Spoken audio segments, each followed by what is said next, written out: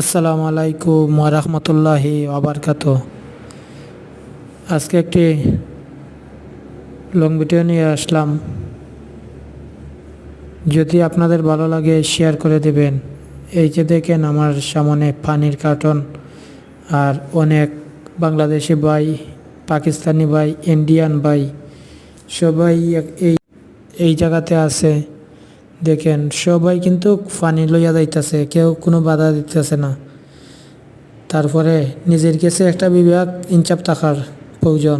শুক্রবারের দিন এই মসজিদে পানি থাকেই সব জায়গাতেই, বুঝছেন ভাই। তবে এইভাবে পানিগুলা নিয়ে আমাদের তো এমন না যে এই মসজিদের পানিগুলা নিলেই আমরা চলতে পারবো না, হয়তো একবার দুইবার খাইতে পারবো এতটুকুই। তাহলে এইখানে পানি তৃষ্ণা পাইলে আপনি পানি খাইতে পারেন। 5টা 6টা করে প্যাকেটে লইয়া যাওয়া, এইটা কতটুক যুক্তিসম্মত? আশা করি আপনারা সবাই কমেন্টের মাধ্যমে জানিয়ে যাবেন। আর ভালো লাগলে